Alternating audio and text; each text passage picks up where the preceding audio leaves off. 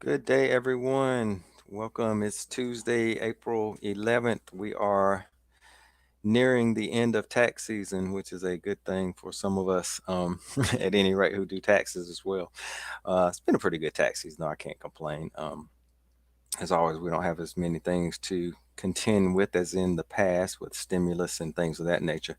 But today we are back for part two of our Retirement Matters series discussing investment strategies for retirement.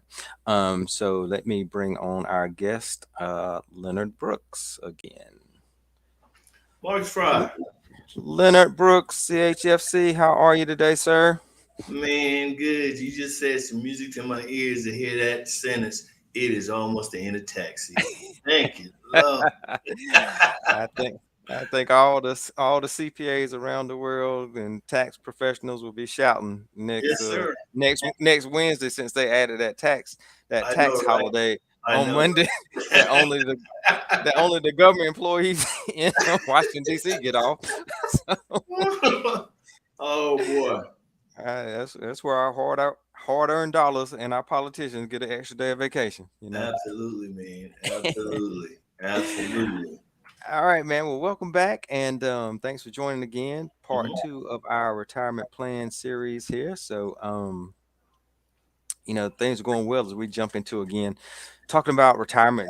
Big thing on everyone's mind always is how are we going to shut this thing down and live comfortably.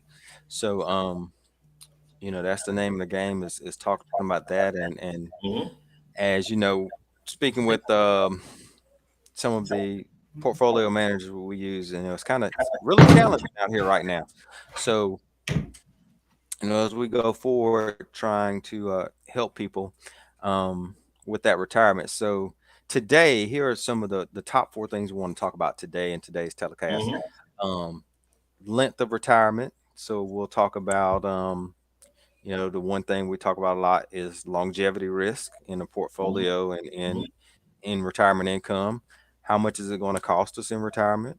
Where does my income come from, and what types of strategies can help a client? Right. So let's dive right in. So one thing we talk about is people out. When we send out a financial planning questionnaire, one question on there always is, "What's the concern?" Right. And one that pops up usually is outliving my money. That's right. That's right. So That's right. one start with as you're talking through with clients as well. What and we're just before we even get to talk about um how we're going to battle that and make that money last. How do you also approach with your clients in terms of determining how long retirement will last? What are some key questions you're asking them in order before you can even formulate that plan? Sure, sure. And you know, the basic, I used the life expectancy part, at the start of the 1900s, that average life expectancy was 49.2, and then 2017 it jumped up to 78.6. So when I'm formulating a plan and we're starting to talk about doing retirement income and income planning, I do use those mortality charts as a Hmm. gauge. It's kind of built into the software. But the truth be told is, you know, the last series I talked about the women investing uh, seminar I used to do. But generally, women can expect that they're going to live in retirement a lot longer than men. Yep. Yep. So Yep. I look at the life expectancy part, and then I just say, okay, let's add another decade to that as a buffer. Let's take this thing out as long as possible. So what I look at is I do look at the life expectancy, but then Hmm. I have asked clients, and not from a very, very personal perspective, Hmm.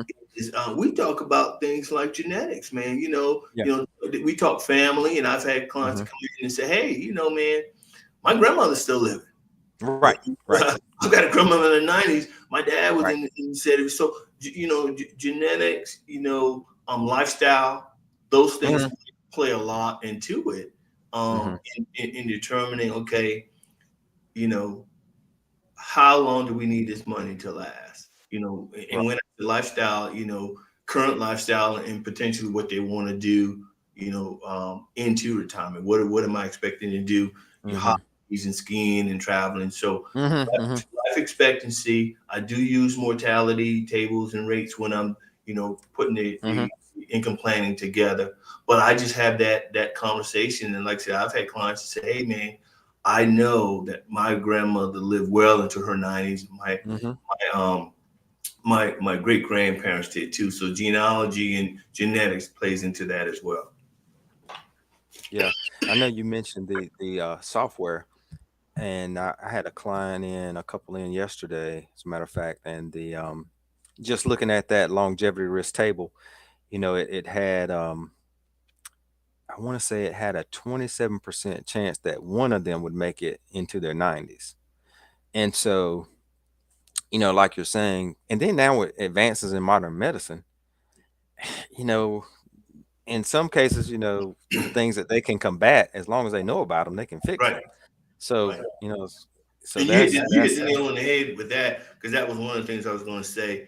Inclusive of that lifestyle is just advancements, man. People are living longer because there's more information. People are eating better. yeah. They're more health conscious. So a Hmm. lot of those things do come into play, um, when we try to formulate how much and how long. Hmm. Hmm. Hmm. Yep. So now, yeah, that's game part one, is establishing how long, and kind of helping the client understand that, if we're retiring at 62, 65, let's say 65, and we're talking about 90, that's Hmm. 25 years we got to finance there. That's Um, 25 years. Yeah. yep. Which then leads into the next question is, how much is retirement going to cost? Right. Um, so what exercises or have you generally partake in to help them identify those things, and kind of formulate that retirement budget that they need to pay for retirement? Well, let's talk about dreams and goals. And there's this, when we do our risk profile and on the planning side, man, it just asks realistic goals. Okay, do you want to travel? Is the Hmm. traveling not important to you? Is staying, with your family important to you? Starting a hobby, is that important to you? So once we kind of key in on those things, and I ask them to be realistic about the basic needs, like, these things, household expenses, your fuel costs, because you're not going to be traveling as much. Looking at those basic needs, these things need to come into play as we Hmm. determine the how much. Um, Exactly. and of course, our lovely friend inflation sticks around and is not going away. Hmm. So, the model for me in determining that is, let's look at lifestyle, your expectation. What are your expectations? How do you expect to live? Well, what is the minimal? If you want to think like a minimalist, what's your minimalist ideas? Like, what is the least you would expect to have in retirement and be happy? Hmm. And we Right. start from the minimal side, and then once we determine the minimal side, income wise, traveling wise, family wise, um, some people, want to. A lot of clients talk about just getting more involved on the, um, the social donating side. Getting more involved in civic organizations. Hmm. So taking those things out, then we get basically to the dollars and cents of it. Here's where we are currently. Here's what our time frame is. Here's what we need to do in regards to, inflation and rates of return to get to that number. Now, is that number that we're at now? How long is that going to take us until retirement? So just kind of doing most of the work up front, and then coming up with, um, a more. I use the numbers, and you and I both use the numbers, but from a holistic standpoint, I tell people, let's be real about what you're actually going to be spending in retirement. And it's so funny, Hmm. clients always come back, and they have expectation that they're going to be spending all this, you know, this amount, the cost of living, and doing all the other stuff. Unrealistic. Most people don't spend as much as they expect, but it's always better for me for us to put that spending expectation on the Right. high side. Yeah, create that buffer. Absolutely. Hmm. Hmm. Absolutely. And then like I said, you mentioned the part two in this slide, the dreams and goals. Hmm. Um, and of course that relates to, at least I like to tell clients too, like you say, once we get that basic understanding of shelter and Maslow's hierarchy of needs, breathing, water, that fun stuff. But yeah, dream. What's that dream? I mean, is it Right. to travel? You know, travel each year. Do you want to own an island or a boat or whatever it is? And Hmm. like I said, let's write it down and see if we can get there.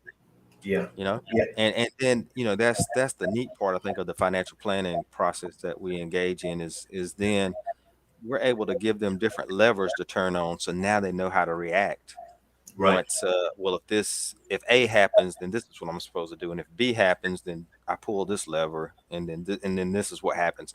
So and I think people are realizing that the importance of financial planning, um in getting that taken care of, such that they know. That's the biggest thing, is they think they can retire, but they don't really know. Right. And then once we pull it out of their heads and put it on a sheet of paper and they can see it, I mean, it's just such a relief. You can just see the shoulders, like, okay, we can make it. Absolutely. Yeah. So that's, Absolutely. yeah, Absolutely. yeah, that's the no, the kind of the joy in the other piece we do. So In talking about that part about them doing additional things in retirement, any goals and hobbies, always kind of let them know that, okay, whatever goals or hobbies that you have, there are going to be extra expenses that may be tied to that. So you may say, Mhm. hey, I'm a cyclist. I like to cycle. So one of the things I want to do in retirement is I want to participate in a 5K or 10K bike ride every 2 or 3 years. Well, that's going to include a little additional travel, and you want to have the right equipment. And Right. you definitely want to have the right equipment, because you don't want to factor any additional healthcare costs in that. So there, just make it Mhm. known and aware that you may require additional resources on top of what we're kind of looking at now for those hobbies or special Mhm. that you want to do. Right. Now, last time we were on, you had the your acronym that you use. What was that acronym again? It was hit. HIT. Yeah. Get ready HIT. for the hit, Yeah. which Get is ready for the hit. your health insurance, Uh-huh. your your health, the insurance, and the taxes. Yeah. Those There are we the go. things Yeah. that will remain constant, and they never really go away. You will get that hit Mhm. continuously through retirement. And how do we effectively plan for that, particularly with the way we could have 4 or 5 segments talking about healthcare costs. Yeah. And Yeah. we just talked about the advancements in healthcare, but of course Right. those advancements and that new tech, the new medicines and things that are on the market, these clinical trials, I mean, they cost. The company Yeah. goes through this clinical trial for a certain period of time, and they get this, FDA approval and put this drug on the market. Well, the drug is going to cost. Mhm. They Mhm. put a lot of money into it. But yeah, get ready. You got to get ready for the hit. You know, Mhm. looking at healthcare costs, looking at your insurance, and looking at your taxes. Um, and we all, you and I, we always talk about tax season, and it's almost like we always have this same conversation with my good old friends that I love in retirement, got Social Security. Well, I didn't know they was gonna take that much. Well, I wanna, you're and they're active. They're still out and working and Yeah. stuff. Yeah, Yeah. you got to realize that there is a certain threshold, income threshold, that we just need to be aware of. Correct. Um, but that's an ongoing thing, because of course the days of getting to go watch and sitting in a chair, rocking chair in the porch, they're gone, man. People just aren't Yeah. doing that. Yeah. It's funny you mentioned the piece about the insurance cost um and how it rises. Hmm. So, we've been on the other side of that fence, and this will kind of illustrate what's happening. So we've been on the other side of that fence meeting with a lot of Blue Cross Blue Shield employees, Right. and and Blue Cross was trying to manage their cost by getting rid of that pension plan. Pensions got to go. So, because these costs are continuing to rise and they're trying to Right. figure out how to do that. Then, they changed their health insurance plan. They changed over to Mhm. a HSA. Right. And then also this year, I've been, there's a few I've been doing their taxes for years. And then this year I get the W-2 and I'm like, who do y'all work for now? So it was a totally different name. It's not Blue Cross Blue Shield. So I was like, okay, here we go. So they got all kinds of stuff moving on, and Blue Cross has got plenty of money. Right. But Right. obviously it's still, that cost cutting is going on, trying to impact that bottom line as Right. always, even though they're nonprofit, they are still managing that bottom line. So Right, right. And that pension thing, and we probably referenced this 3 or 4 times in this conversation already. But people being more health conscious and people living long.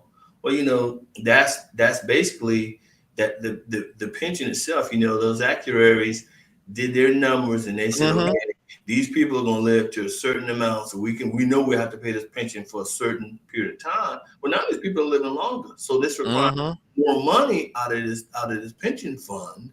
Um, hmm so how do you squash it? How do you solve that problem? Well, you know what? We got to get rid of the pension now, y'all. We saved. You had the money. Now you can take it and do whatever you want to it because we're just not going to be able to. We don't want to be another Detroit scenario with a pension. You ran out. hmm It's gone.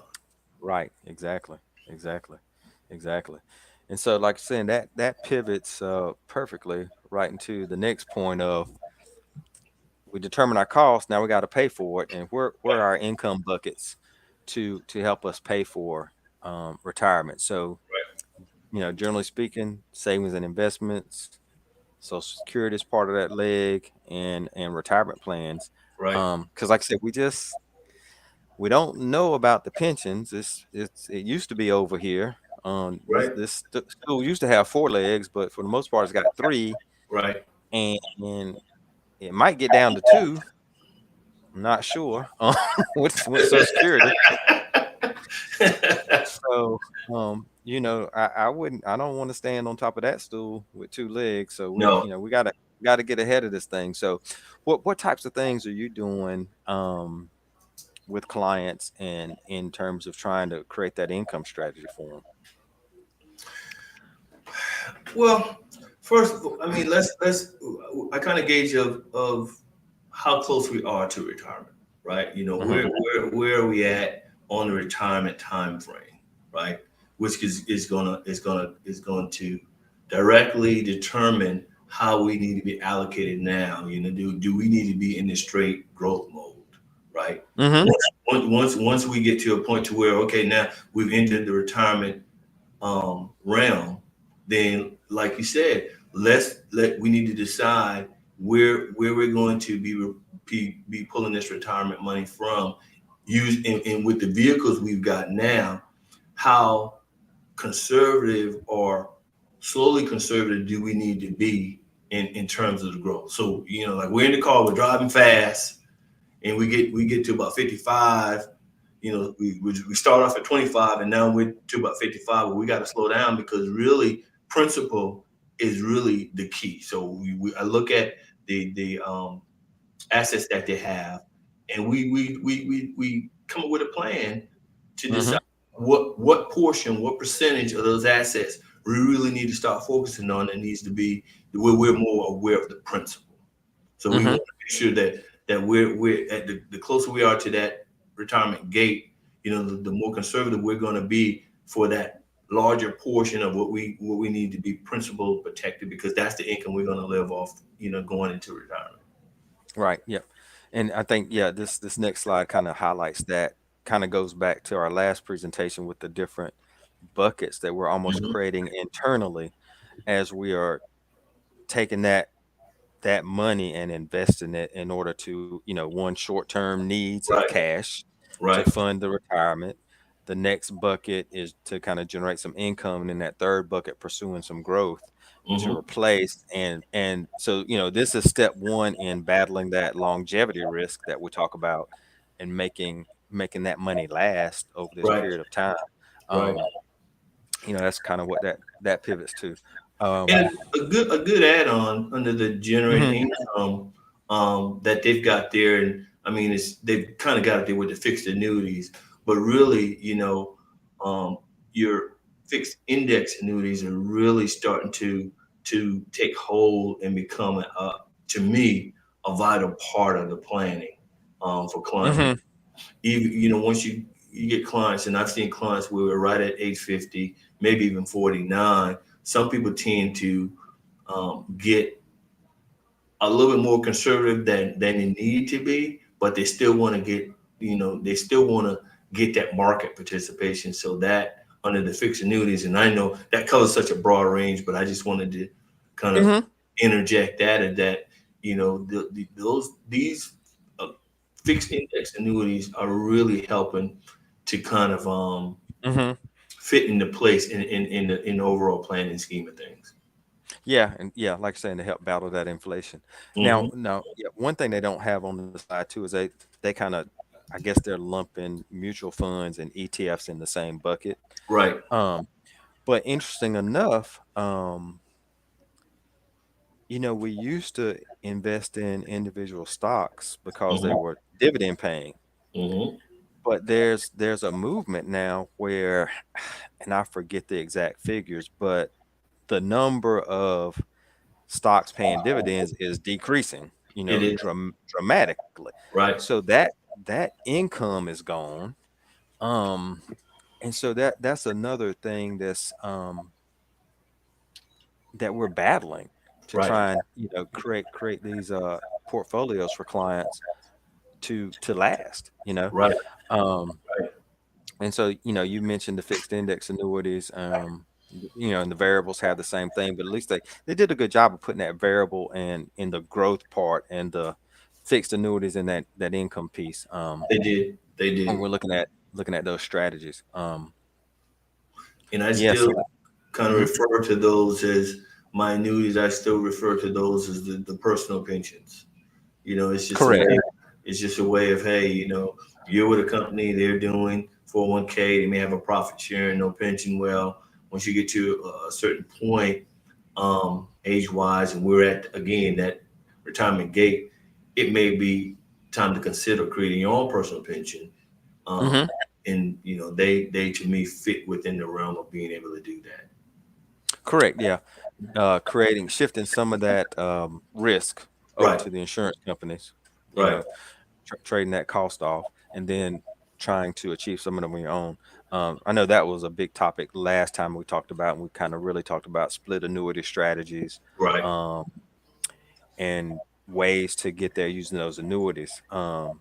So today, I think we were going to talk a little bit more about. We're going to switch over to the bond market though, and talk about some bond laddering examples of how we were able to kind of generate income through bonds.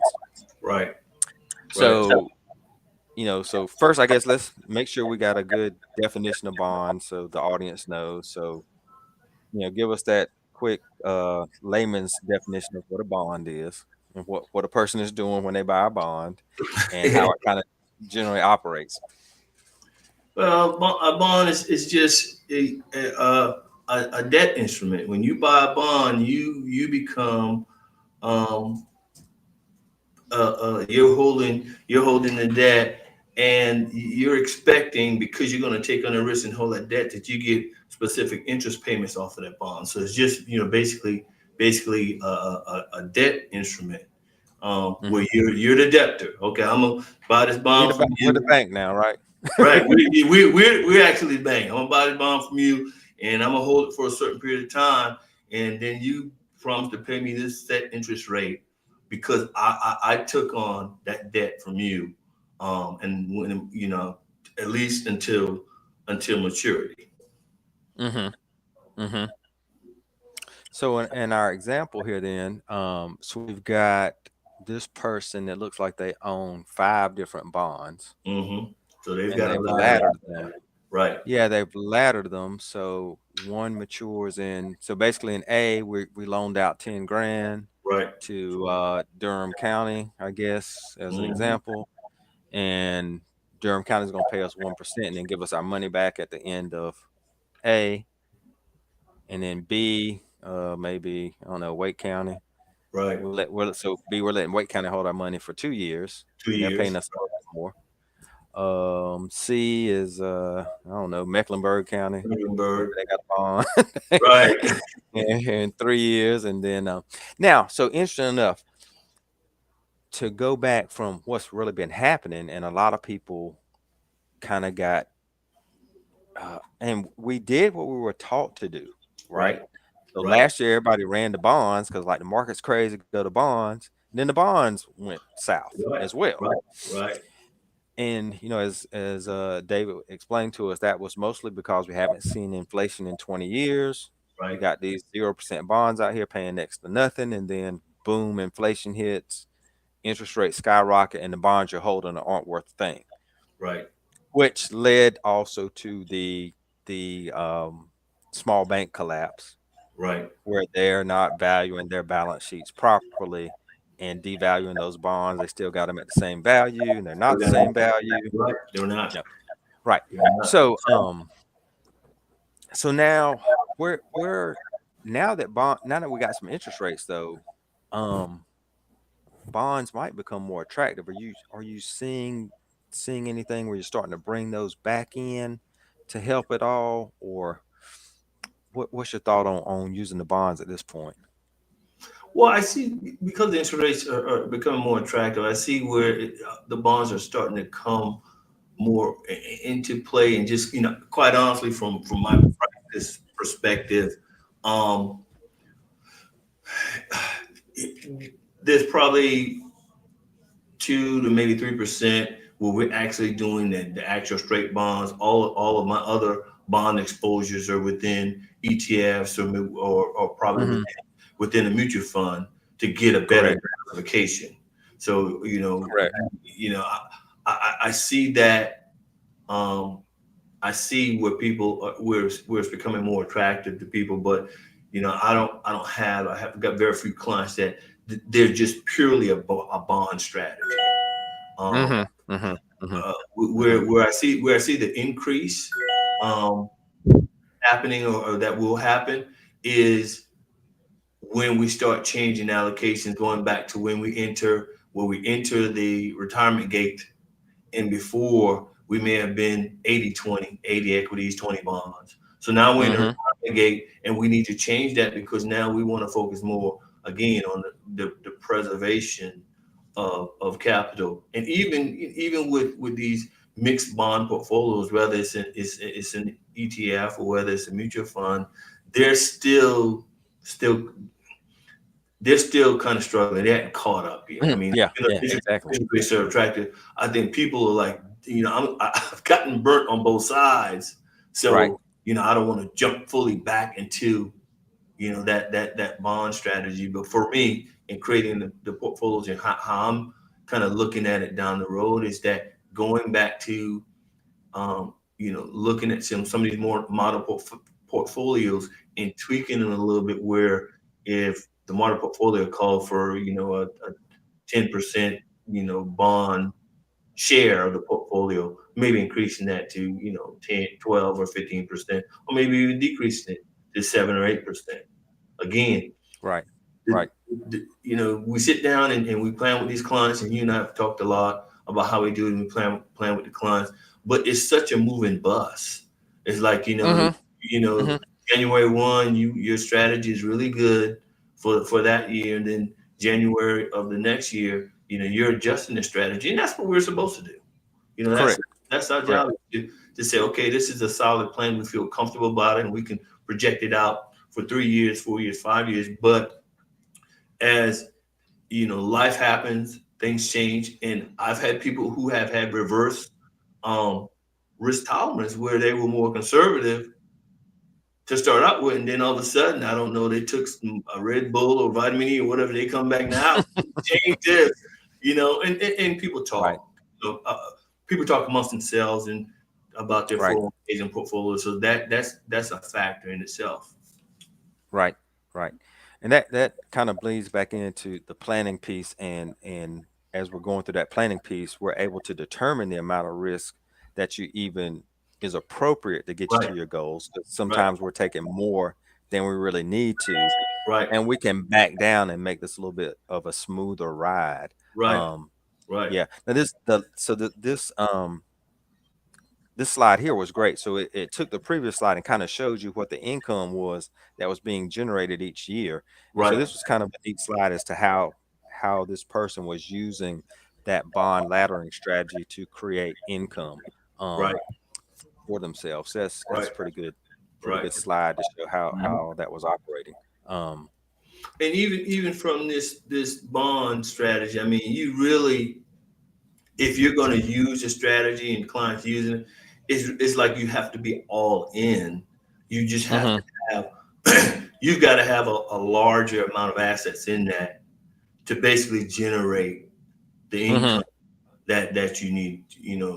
If you're going to use it specifically for a retirement plan, Right. it has to be a substantial bond portfolio. Whereas on the equity side, it doesn't have to be as extensive. It's just that the ebb and flow is the Right. ebb and flow. Mhm. Yeah, I think you hit the nail on the head. So because it can become difficult when you own individual, like you're saying, mutual fund positions or Mhm. bond positions, On when positions, you right? own that Durham County bond individually, sometimes it's hard to get rid of it, just like a Right, house. right, And so that's where the bond funds become a lot more attractive because it gives us flexibility to get in and out a little bit easier. And then the other thing is the investors may hear us or CNBC or somebody talk about duration, and so of course what they're talking about there is we didn't have to deal with duration for the last 20 years because we didn't have any inflation. So right. you could hold a 20-year bond and its price wasn't going to go up and down. No, it wasn't.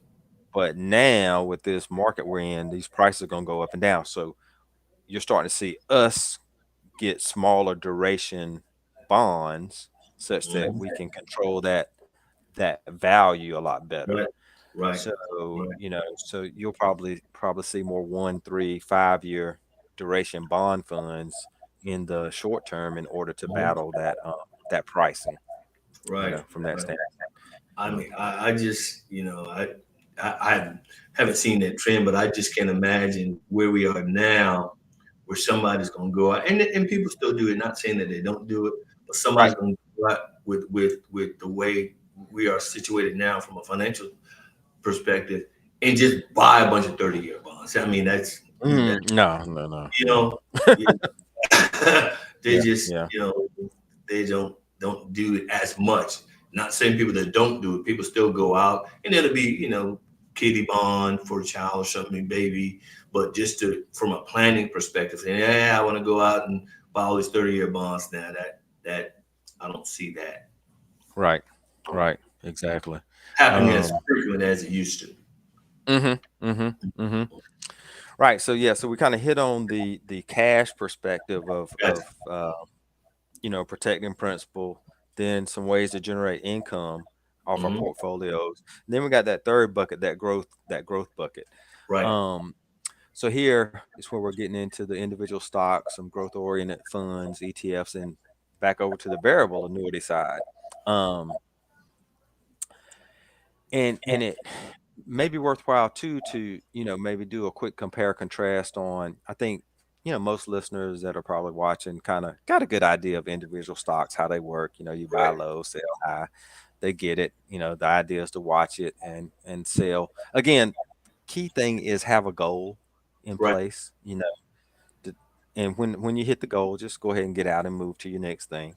Is generally the best advice we could give on that piece. Mhm. Um, but then maybe compare and contrast, maybe when you're looking at a client and trying to determine or even just give our audience a good idea of the differences between fixed income or fixed annuities, and maybe even a fixed indexed, as compared to the variable annuities that you may use, and what are the benefits and um, trade-offs in Sure. those two products.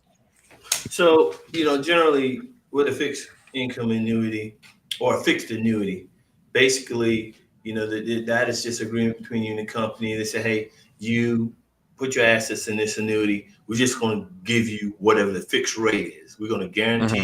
you a fixed rate, whether it's 3% or 4% for a certain time period. Could be 5 years, Hmm. could be 10 years. And then after that, that interest rate then renews annually for the life of the contract, whenever you have it. Okay.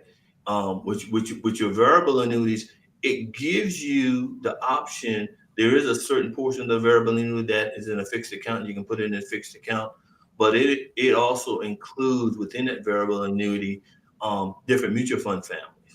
So it gives you the Hmm. option of having an equity exposure with the different mutual funds. You still have a fixed account, but why would I do a variable? Because a variable allows you to, within those mutual funds, if you're getting that growth in that capital gains and dividends, all that's tax deferred until you actually start, pulling out the income out of the variable annuity. And it also too, the attractiveness of a variable annuities, you got the equities, you got a certain portion that you can do fixed. But again, like a personal pension, you can just pull income off of that. Once you annuitize it, Correct. you Hmm. can pull income off of it for, they calculate basically for the rest of your life.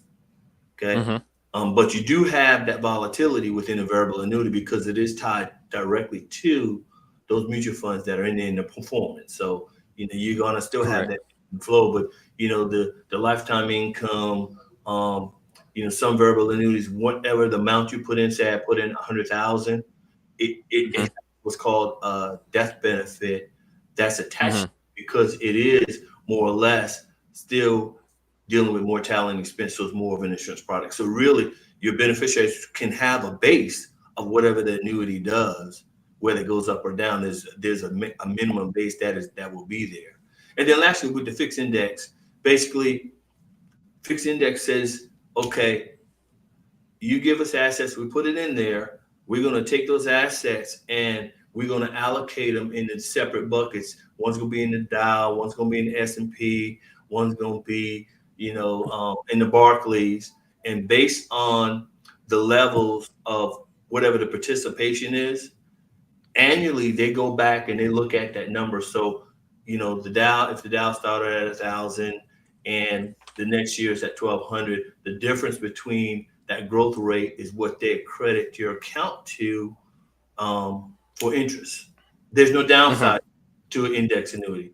So if you Right. start out and you're in the S&P and your bucket's at 1,000, and then the next year you come back and it's at 700, then it's flat. You get Hmm. there's no, Right. you don't get penalized. Your account isn't adjusted because of the downside.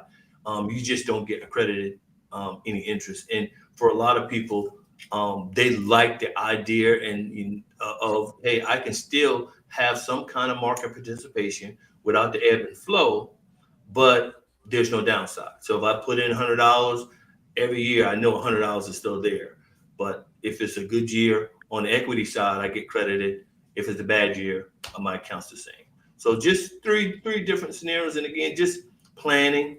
All depends on the client. And again, we look at a three-legged stool, and this may fit one of the legs really good for a Right. client, and either variable or a fixed. But and I was so funny, man.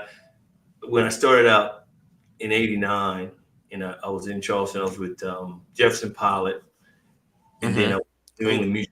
I first got introduced to annuity. So, people have their own swag on annuity. I saw this commercial, and it was all the do's and don'ts and why annuities are scary. They were just investment vehicles. No, are they for everybody? No, but if Right. you have a plan and you're trying to Right. get a good diversification, I believe it can fit into anybody's portfolio. Yeah, like I said, I think they were the original tax deferral product, like Right, I said. right, So when we're trying to defer, right, um, right. they were a good spot from that standpoint as well. And Um, one thing about the annuity side too, Marcus, is a lot of people don't realize, depending on the company, a lot of people work with these companies got 401ks. They're just group mhm. annuities.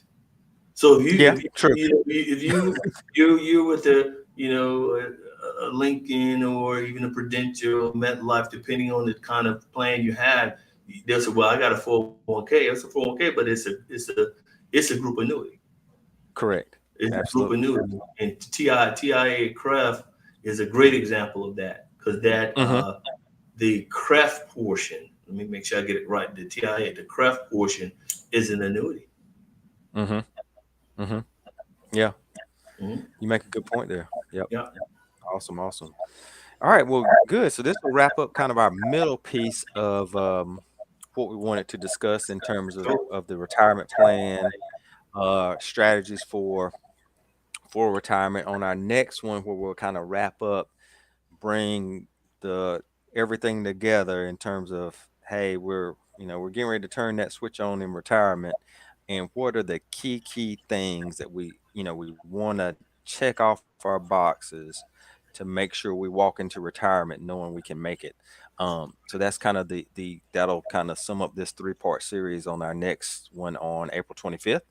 mhm. um on the way out, anything you want to add on this one we need to cover or mention, or as we're No, talking I about think those no, things? I think we the conversation was good, and you and I geeks in it, so we can we can sit here for hours just talking about the different aspects. But again, you said it, and I've said it, and I'll say it's planning. That all it is planning. It's That planning. all it is. There's no magic It's to it.